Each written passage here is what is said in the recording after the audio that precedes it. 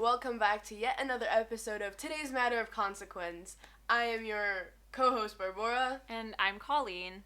The other co-host. Yes. And today we'll be covering punishment in all shapes and sizes.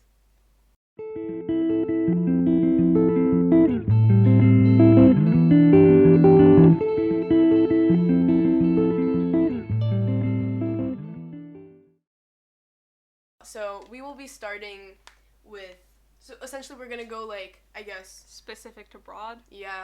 Bottom up. So we will be starting with types of punishment at our school, and our thoughts, critiques, and Ideas. Ideas. So yeah. Keep in mind this is discussion. Yeah. We're not criticizing. We're just exploring. Yeah. And, these ideas that we have could be completely, insane as well. It's just a discussion. Yes. And also I feel like in school, although we do talk about punishment in the sense that, you have to sign, a little contract, or your parents do, that, you're not gonna break the rules. Guys, Colleen's threatening to hit me. I don't know what for, but she's trying to punish me. Anyway, we do have to sign the rules and everything, but we don't really talk about, why the punishment is the way it is, and if it's actually helpful or not. Yeah. Yeah.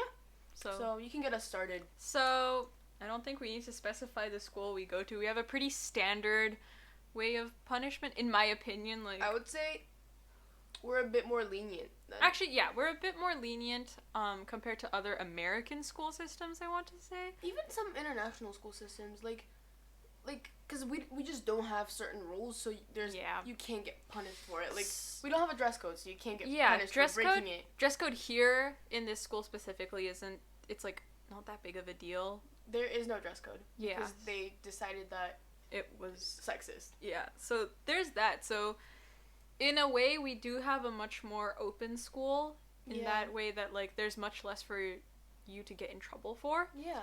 But, so our system, I guess, the different levels of punishment is, first, if you do something bad, then you will either, you will probably get an email home, and you'll get called into the office and have a conversation. Yeah, and you'll probably get an email home, and depending on what you did, you might get a meeting between, the counselors, maybe an administrator, and your parents, and you will have to just kind of sit there and try to talk about all that. And then it moves on from that to a detention, and there's two levels of detention. There's after-school detention? After school, and there's Saturday detention, with Saturday detention being considered worse. Yeah, and a bit more serious. Yeah. Then after detention, you can... Oh, and along with these, there's also... I was gonna say the Apex stuff. Oh, yeah, exactly. Well, yeah, I was gonna say that, with this, you can it either goes up to a suspension, or you get suspended, and you'll be potentially removed from, any officer positions, or you cannot travel with your sports team. Traveling with the sports team or traveling for competitions of any kind will usually come with a detention. Saturday detention, or... Any. It depends on how bad what you did was, but usually it'll come with detention. By suspension, it's another level, so yeah. Do we have out-of-school suspensions or in-school suspensions? As in, Because in my old school, you can get in-school suspension, which is where you have to come to school still, but you just sit in the office the entire day. I think we have both as well. Yeah. I'm not very familiar with, We have both. It doesn't happen that often, to be honest. Yeah. So there's not a reason for us to see it that much. But I think there's both. Most of the time it'll be an out-of-school suspension, though, because it kind of comes down to be the same as detention. Yeah. But yeah, so there's that. And we also have all these officer positions that you can get taken away from you. And also, if you're part of, the student council or the executive council, then those can be taken away from you as well. Or you can, as seniors, you can lose your senior privileges. That usually comes with, detention, I would say. Yeah. Or, if you're absent. Mm-hmm. So there's that. And then in terms of absences, there's also other types of punishments. Yeah, you can be on, the absence watch, I think? You're on, probation, basically. Oh, yeah, probation. You have academic probation. Yeah. But that can also happen after you've been suspended, no? Yeah. Yeah. So there's a kind of a series of different things that kind of come together. Yeah. But I haven't seen many people, only one of our friends has had Saturday detention, but Yeah, I have none of my friends have had like those kinds of punishment, other than Yeah. but I have seen suspensions take place. I have not yet. I've seen suspensions. I have not at this school specifically. I mean, Yeah. I have not seen expulsion, which is Yeah. the furthest you can go. Yeah, definitely. So that I haven't seen, but everything else I think I have seen. Yeah. Yeah. So I guess we can start with kind of like what kind of behavior can get you into trouble. Well, first of all, absences. That's like a big one, especially since we're in senior year and we're allowed to leave campus. So many people, if you have free first, we sometimes have extended learning when we have various sessions, which you're not allowed to skip. And if attendance is taken and they see that you're not there, especially with like senior privileges, then like you might get detention or your privilege is taken away. If you have many absences, you can get a suspension. You can get a suspension, or like you can have more privileges taken away. Yep. Also, I feel like we should mention that this does go on your record, but only for 2 years. So it doesn't really matter unless it happens in your junior or senior year. Yeah. And I think that's a way for them to encourage you to get your behavior to like get better. Yeah, like straighten up by the time you're in junior or senior year. Because that's when you realize like the gravity of the situation. Yeah, definitely. So there's that. So other stuff that you can basically anything that goes against the school handbook can get you into trouble, right? Yeah. So that could be, as we mentioned earlier, we don't have a dress code, so that won't get you into trouble, but things like cheating. Oh, yeah, definitely. Cheating is a big one. Our school takes academic integrity very seriously. And for good reason, because I think this might be one of the schools where I've seen the most cheating. Oh, yeah. So it makes sense that they take it so seriously. I think PDA is also not allowed at our school, but that really no one really takes that into consideration anymore. I feel like people don't really enforce it because it's just kind of weird to be like, how dare you, like. And also, PDA isn't that much of an issue at our school. No, we don't have we have people intensely making out. Yeah, I haven't seen that. I think it's also part of the culture here. It's just not something that happens. I would also not want to see anyone intensely make out. Yeah. I would be like, or like, I would just like be going from class to class, and then just like someone's just like making out in the hallway. I'd be like, guys, I'm just trying to get to class. Like, can you move? Yeah. So there's that, and then otherwise, like, I guess anything you do outside of school probably won't get you into trouble unless you're putting others in danger as well. Yeah. So like cyberbullying or bullying. Cyberbullying and bullying counts, but I think also yeah, I think that's mainly it actually, because like behavior stuff you do outside of school isn't under the school's. Yeah, I mean I can attest to that. So there's that. I have a funny anecdote, to connect with our listeners. It was my first month here, and I was outside of school doing God knows what. It wasn't anything horrible. And a couple parents from the school saw me. Keep in mind, I did not know them. I was new, and they reported me to the principal, and the principal was like, I can't do anything about that. She was outside of school. And she didn't put anyone in danger. So there's that. So as long as it's outside of school, it won't get you into trouble. Yeah. But if it's outside of school while school is taking, like if you leave campus, then that's still under the school's rules. Other than that, I think it's just... What are your thoughts on suspension? Suspension? Do you think it's effective? Or detention, maybe? Here's the thing. Detention will usually take place for things that are less serious. Like, they're usually for things like you knew it was wrong, but you just kind of, like, did it anyway. What I find unfair is that, like, if you have, like, many absences that you can justify them, but it's, like, a bit more difficult. Like, especially, like, with mental health or something. Like, unless you get a note from, like, your psychologist or psychiatrist, then, like, you really have no excuse that, like, the school will validate. And if you miss a lot of class because of that, and you get, like, detention or suspension for that, I feel like it's very unfair for you to be punished for, like, health problems. I think it's quite unfair as well, honestly. Like, I've never actually seen another school where there are rules about how many absences you can have, because all of my other schools are kind of like, if you're sick, just stay home. We don't want any of your germs. Yeah. And if you're not feeling well, then we don't want you to come here and feel worse or make other people feel worse. Yeah. Like, so just stay home. Like, I think my school had, like, a thingy about unexcused absences. Yeah, unexcused definitely. But, like, here, I'm pretty sure if you miss 6... Yeah, class. It's 6 course classes. Yeah, like let's just say I take ESS, and if I miss more than 6 ESS classes in a semester, she goes on academic probation. Even if I'm, like, sick or, like, just no, it depends, because if it's, like, for example, I know someone who had pneumonia, and they were out for, like, 2 weeks. They were okay, though. Like, they were... But that's only 5 absences. But even if they passed the absences, like, they were okay because they had that kind of, like... Yeah, but, like, let's just say, like, you get sick a lot throughout the semester if it's not consistent like that. Yeah. Or, like... We should ask. Or, like, for mental health reasons, like, you have to leave school, I feel like... Yeah. That's when it gets a little iffy, because, yeah. Kind of going...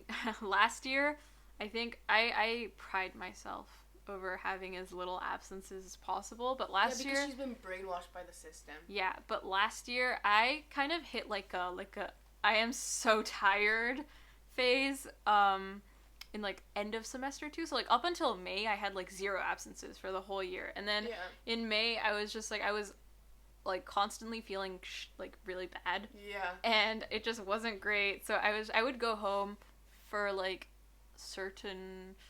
Just, like, when I had a free period, I'd come home with, like, parental permission, or sometimes I'd miss, like, first class because I was just so tired. Yeah.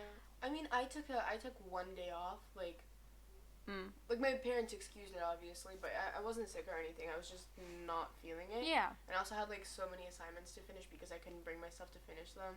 And, like, that's completely, like, I feel like oftentimes people are like, oh my god, you shouldn't skip school to do your assignments, like, you should have done your assignments, you had time, but, like, there's just so much. Yeah, especially, like, as the year progresses, it's just because the reason why everyone says IB is so hard is because it's just never ending while you're in it. There's not a single moment where you're like, let me just sit down and relax. That doesn't happen. It's like, let me sit down and mull over all of the assignments that I haven't done yet. Let me sit down and complain. Yeah, so that's it. Like, but yeah, like, I feel like getting, like, suspended or getting a detention punishment for that. Getting punished for, like, missing school, I don't think is very fair. because then you're forced to miss even more school. Yeah, but the thing if you're suspended.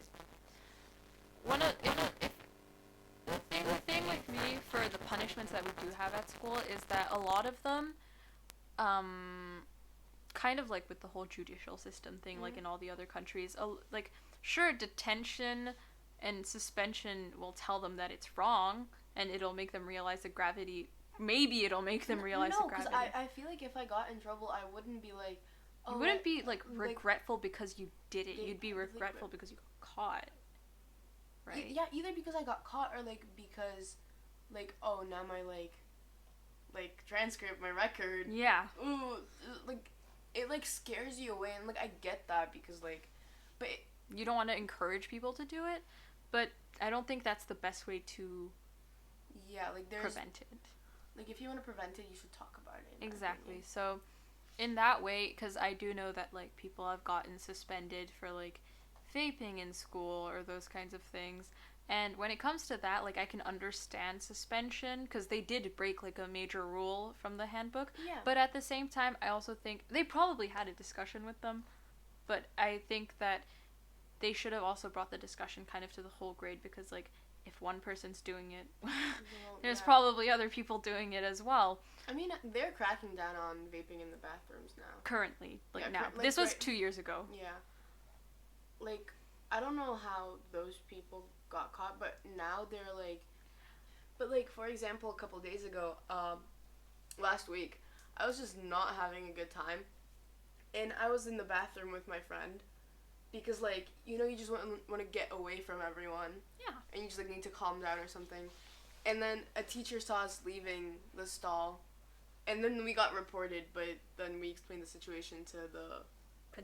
Dean of student. No, vice principal. Yeah, and he was like, okay, that makes sense. Just don't do it because it's, like, against the rules. Like, oh, we completely understand. And that's, like... it's good that they understood us, but like I also know that I know other people that wouldn't get the same treatment because like we're on good terms with him. Mm. So yeah, then again, like a lot of like the punishment largely depends on like your relationship. on who you are. Yeah, on who you are. 'Cause, Yeah. like, I know people that have gotten caught like spreading hate or like actively engaging in like hate speech and cyberbullying that were on the exec last year, but I know one person that just had a bunch of absences and he got removed from his position. So like there's like an unfair standard. And then there was that cyberbullying page. Yeah.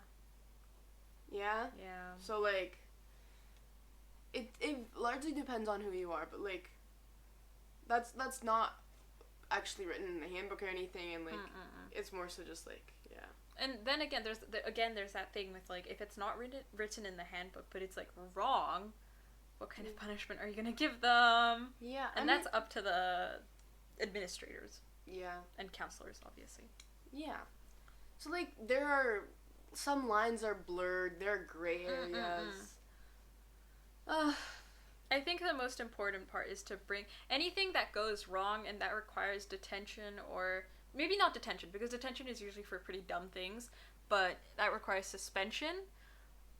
It should probably be brought into a discussion with the whole grade. Yeah, I agree. Because that will ensure that whoever may be a part or may be affected is aware of what is going on. Yeah. And you don't want to single out anyone either. Like, hey, come to my office, you, because I know you were involved in this. Yeah, definitely. I mean, like, one good thing that our school has that, like, if anything happens, like, we also have, like, a psychologist on campus. We do? Yeah. Anyways. So, yeah, we have a psychologist on. Okay. Yeah. I did not even know that, so. And she usually works with you if, like, something serious happens to you, or, like, if you did something, like, bad. Anyway. So, we do have a psychologist on campus. the team. Yes. Which is good. So, moving on, I guess, to a more broad. I mean, different schools. Or different schools, yeah, we can talk about it. School, Go for it. We had a dress code. Ooh. Well, this happened in middle school, but when we're supposed to wear a uniform, and I just get... So basically, we would have to wear a polo shirt, and then you could wear, like, the school hoodie over it. And there were some days where I just wore the hoodie, and there was this teacher, and he would be like, Barbara, no, this is actually really weird. He was like, Barbara, are you wearing your polo? And I'm like, none of your business, I'm wearing my sweatshirt. And then he was like, okay, well, take off your sweatshirt. And I would wear nothing underneath my sweatshirt. I'm like, I'm not wearing anything. He's like, so you're not wearing your polo? And he would write me up. And I got so many uniform violations. And then I got detention. For not wearing a polo? Yes. Even though it was like, I was completely covered with like the school hoodie that we were allowed to wear. Yeah. And also, like, interestingly enough, one time, okay, so I was kind of annoying in middle school. But I read the entire handbook just to see how far I could push it because I was getting so fed up with everyone constantly dress coding me. Because, like, I could wear the same skirt as, like, another person in my grade, and I'd get dress coded, and they wouldn't. Or, like, with, like, I don't know, I was, like, I had a target on my back for some reason. And so I read the handbook, and there was nothing about makeup in it. Nothing. So I decided to wear black lipstick. I got a uniform violation, and they emailed my parents. For wearing black lipstick. Yes, because I was distracting everyone around me. That's another thing. I know I haven't been to a school that limits makeup, but I know a lot of my friends, especially British schools for some reason. It's mainly in British schools. They have a lot of rules about makeup. Usually it's like only natural, like no obvious, like I think you can take it as far as mascara and then it's the end. Like foundation, mascara, maybe concealer if maybe like a lip tint. Yeah. And like my makeup would not. Yeah, that wouldn't pass. I don't think my makeup would pass either cuz Oh, I heard a very interesting story. Well, not interesting. Well, interesting as a case study, but very messed up. Do tell. But a boy at a different international school here in Shanghai got suspended because he was violating the, I don't know, dress code? I don't even have to call it that, because he had dreads and he's black. Oh God. Yeah. Why are dreads not allowed? They're it's literally just racist. I mean, what was their excuse? Like, it was... your hairstyle isn't formal enough, or like it's like improper. I don't think people realize, like, here's the thing, like, I go to school, I have straight hair, right? It's like mix of European Asian hair. It's really not that deep. Like, I just brush it and I go to school. That's it. While, like, to me, if you mean formal, like, I think it takes time and work to... Yeah, it's the way our society has made, like made everyone see dreads in a way that it's... Not even just, like, dreads, but, like, straight hair. Because straight hair is more, like, is kind of associated with whiteness. Especially, yeah. So essentially they're, like, saying that whiteness is the proper standard. Yeah, which... no, Let's not go there. Yeah. So, there's that about dress codes, like, makeup, hair. Nails. I've never been to a school that limited nails. Maybe, because my sister went to the same school as I, but she was, like, in high school. And obviously, like, in elementary school, like, here in elementary school, you can do whatever with your hair, you can do whatever with your nails. But we weren't allowed to do anything as elementary school, which I was like, okay, whatever. But my sister's, like, high school, which is a Christian high school in Slovakia, she was not allowed to have painted nails, no unnatural hair colors. Yeah. No that crazy goes makeup. British school style. Yeah. It was, yeah. I don't like, you get seriously punished for that. And then you miss school because, like, you just miss more school. And it's humiliating. Yeah, so that's the thing with all of the more you have to be punished for, the more school you might miss or the more content you might miss because you're somewhere dealing with the punishment. Yeah. And it's also that doesn't help humiliating. Yeah, and it doesn't help anyone. It makes the individual feel really bad. It makes them feel really guilty and they're humiliated. Or maybe not guilty, depending on what they did. I mean, what I like about, like, SAS, like, when you have to get called into the office, like, they just give your teacher a note, usually. I mean, everyone knows what the note means. Well, not always. Not like what you did wrong, but everyone knows, like, if you get a note, it means, like, oh, you're getting called down because something happened. But if your teacher gets the note and not you. Because remember, my English teacher got the note for me to go down, and I didn't even know that it was about me because she forgot to tell me. Oh, because, like, in, like, my old school, you'd have, like, the principal or the vice principal. I've seen, like, come to your class and pull you out. Yeah, that's what I'm used to as well. And that's so, first of all, humiliating, so terrifying. Yeah. And you just miss class. Yeah, I've gotten called. I remember one time I got... So I was at a school where once I got called out because it was like, I think you plagiarized. So I got pulled out, right? And it was the principal who came and who, like, pulled me out of my homeroom and was like... He pulled 3 people out of my homeroom, right? Did you plagiarize, though? So here's the thing. It wasn't plagiarizing. He thought that we cheated because... Short story, it's really not that deep. I was working on a lab with another girl, and we were really friends. It was like assigned partners, and she had a good friend who wasn't really good at, like, the lab that we were doing, and so she ended up sharing the data with her, and, like, I made my graph, and then it was on a shared document. So she, like, copied and sent it to her friend, and then I was like, okay, like, I'm gonna write up my stuff. I wrote up my stuff, and then you're not supposed to have, like, exactly the same thing, you know? Yeah. So, like, the teacher saw that we had 3 people, not just 2 people. 3 people had exactly the same thing. I was like, what? And he kind of, like, I think he had his own suspicions because, like, he knew that those 2 were best friends and I was just kind of there. Yeah. So, I didn't get any punishment for it, but it was, like, a warning. Yeah, of course. So, the thing with that is, like... I personally find it weird that, like, especially if you're, like, in a classroom and someone random cheats off of you, I don't think you should get in trouble.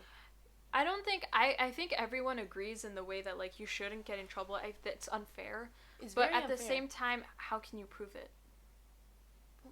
That's their like, reasoning. How do you prove? Because there have been cases here where 2 people got, like, something written down on their transcript when only one of them, like, copied, because it was like a math practice, like, write up, and they were supposed to share and do peer editing, and the other person just copy pasted.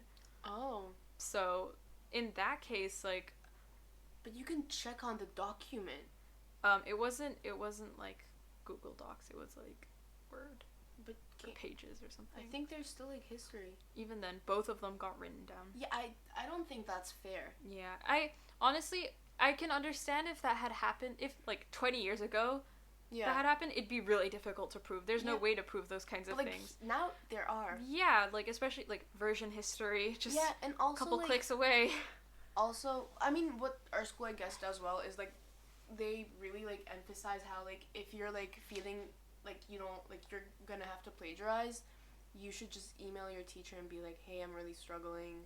Or you can email your counselor and they'll tell your teacher. Yeah, so which is good. Like, unfortunately, like we're aware about this, but most people aren't aware about this in our grade. We've been told like as a group multiple times. They just don't really listen. Okay, but So, I mean, I like that, and yeah.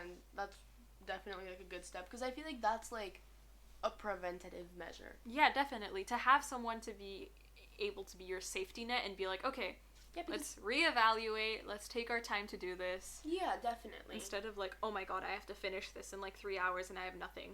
Yeah, definitely. I guess we can move on to the wider scheme of things because at the end of the day, like, the way school punishment works is based in, and like it's a reflection of like the real world. Yeah. So I don't know. Personally, I am very much against punitive justice. Mm-hmm. And even like I know many countries are like, oh my god, we have restorative justice. No, you don't. Yeah.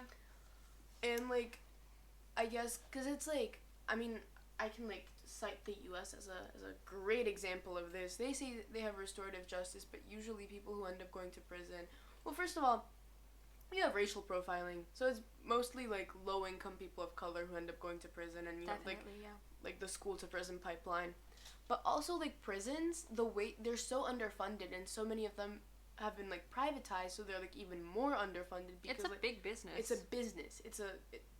Prison industrial complex. It's a huge business, and then you essentially have like slave labor, and you have like corporations using like prison labor to like get their products for cheap, and the corporations that are running the prisons just get more money from it, and there's no way that can actually help you. Yeah. And like I guess I don't think I have to say this, but like the capital punishment, no, like what is that gonna solve? Yeah, I come from a country where capital punishment is still in place but hasn't been used in like over 30 years. I think capital punishment is over in almost all countries in the EU. Not all, but almost all. Yeah, I don't think we have capital punishment in Slovakia. So, yeah, we do live in a country where capital punishment is actively. No. So, okay. Anyway, we'll be focusing on different places. Yes. So, the thing, I don't agree personally with capital punishment. I don't think that brings us anywhere, as you said. No. Like, I don't think taking away someone's life is... Yeah, because it is not our place to do so. Yeah. And although I can understand the emotional reaction where, like, especially if you're maybe, like, family of the victim, I can understand the emotional response, but I also think it's very important to separate, like, emotions from morals. Yeah. So... That was so TOK. Wow. So, there's that with capital punishment, and also... another part of judicial punishment, I don't know about the U.S., but I know in other places, in the U.S. too, I think, community service. Oh yeah, I feel like community service is a great form of, like, I don't even call it punishment. It's no, I don't think, because it's a punishment, legally it's a punishment, but community service can be a lot of different things, and you're trying to help out. It's not like you're genuinely, like, bettering your community. And maybe you don't want to do it, but you're gonna do it, because otherwise you just get more community service. Yeah, exactly. And it's like, it's a lot better than like being forced to sit in like ADSEG. That's like, I don't, it's like isolation, like the... yeah, like, okay. Like, especially like if you're in a prison and like you're in the solitary unit. Yeah. Also, I don't think solitary units Yeah, are... solitary units are, like, inhumane. Yeah, because humans are social animals. So, no, okay, let's not put that there, but, like, yeah, because humans are, like... Because it just becomes a form of torture. Yeah. And so, there was the article that I read about Sweden. One thing that really stuck out to me is that they don't do punishment, like, in prison, because the punishment itself is to get your freedom taken away. Yeah. That is the punishment. You're locked up and you don't have freedom to move around as you wish. And from there, they have, like, an education process. Yeah, exactly. Which is, I think, even in school, I think, like, the education process of a punishment, following, like, a bad act is the most important. Definitely. So... And that's where the rehabilitation comes into place. Yeah, definitely. And, you know, obviously, I want to say, like, just put this out there, like, in school, if you do something bad, you can just take it up with, like, administration, and usually they will punish you, like, even if it's not straight up written in the handbook, like, you cannot do this or you will get this, they will find a way to punish you because they have the power to do that. Meanwhile, in the real world, you have, like, the Constitution or whatever equivalent. Yeah. And, there are so many loopholes. Oh, yeah, definitely. But usually, the only way you can get through a loophole is if you're rich, or, like... Or if the judge just happens to, like... Yeah, that usually happens when you're white. Yeah. Also, this is very interesting. I've been thinking about this a lot lately. But, like, you know how, like, the capital punishment hasn't really been used on women? Because we don't, like, we perceive women in a...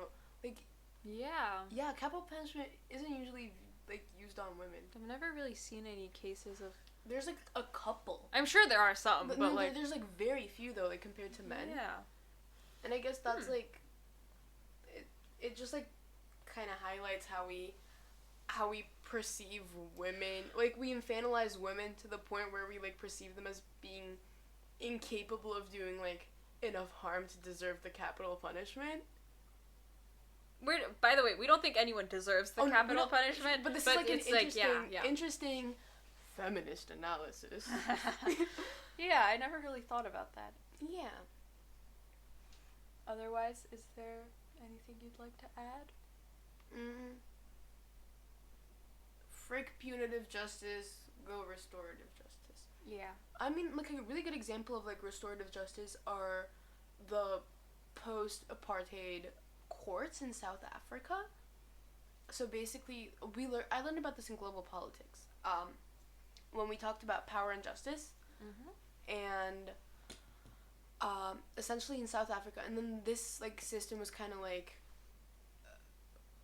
appropriated in many different places, but after the apartheid, they essentially, like, the communities, like, met, and the perpetrators and the victims talked, genuinely just, like, had, like, conversations as to, like, why the perpetrator did what they did and how the victims felt and what the victims and the community really wanted from the perpetrator. And that's how they decided on their punishments. Well, that's very oversimplified, but I feel it's very interesting. Yeah. I think, and before we even get to, like, punishments, to prevent any type of, like, bad or, like, unacceptable, quote-unquote unacceptable. Unacceptable behavior, the first thing is, again, education. Telling them, like, not telling them, like, this is bad, but telling them, like, these are the reasons why you probably shouldn't do this. Yeah. Like, you make your choice and you deal with the consequences afterwards, but we're warning you and we're telling you, like, okay, this is, like, what could happen. Especially if you're putting others in danger. Yeah, definitely. And, like, what the unacceptable things are obviously varies. But I also think it's very important to center the victim. Yeah. Like, don't make it about the punishment. Don't make it about the punishment or the perpetrator. Like see what the victim needs and wants. Yeah. Like, I have seen cases, even in school, where, like, either, like, a girl might come up and be like, oh, like, I don't feel very comfortable, or, like, something happened, and usually there will be, like, severe punishment for whoever it was that made them But it's also uncomfortable. Very hard to prove. It's hard to prove, and also usually it will just you know, because if it's the first time, it'll usually just be like a conversation, which Yeah. is an education. Like, Which- okay, like, hey, Also depends on like what they did. yeah, that is very important. Yeah, but oftentimes like victims, like especially when it comes to sexual harassment, Yeah. don't feel safe speaking out because you don't want to be like singled out. You don't want to be singled out, and also, I think what scares a lot of people is like what's gonna happen afterwards. Like, okay, Yeah. if I go and say like, okay, like this person did this, or that I feel like this person might have, and then I mean, another lovely anecdote from my little middle school years. There was this person, and he like, we were friends with him, but he like harassed me and my friends, like a bunch of other girls. There was like, it wasn't like 3 people; it was like 10 girls. God. But like we were all friends with him, and we're just like, ha, ha, ha, panic. Yeah. And then there was like a couple bad incidents, and like a bunch of girls like came forward, and like obviously the admin did talk to him and his mom, and his mom and his mother, yes. But you know, it was really, so we were waiting outside of the office because obviously like we had to like, we told the counselor first and other things, and then we were sitting outside of the office, and his mom was about to go in. He was already like in the office, and she was like, I can't believe you're doing this, you're ruining his life. And I was there like, keep in mind I was like 14 years old. I was like, what about mine? like, okay, Shadi. Like, What about mine? yeah. Yeah, so there's all of that, and yeah. I don't think he got any real. I also hate it when, like, there's that excuse, like, or they pretend to be, like, drunk, and they're like, oh, like, I'm drunk, so, or I'm gonna pretend to be drunk, so it's gonna be okay for me to do all these types of things. Okay, but like, I don't think that's such a bullshit excuse. Because like, Beep! I've been drunk and I haven't A sexually beep! assaulted anyone. A beep! A beep! Okay? It's not like anyone actually listens to these. Yeah, that's the end of this episode. Thank you guys so much for listening. Tune in for our last episode. Next week! Woo. Finally. Yeah. I'll beep that out. Beep, beep, beep. Quack. Yeah, no, I had to resort to woof. Woof, woof. This is ASMR one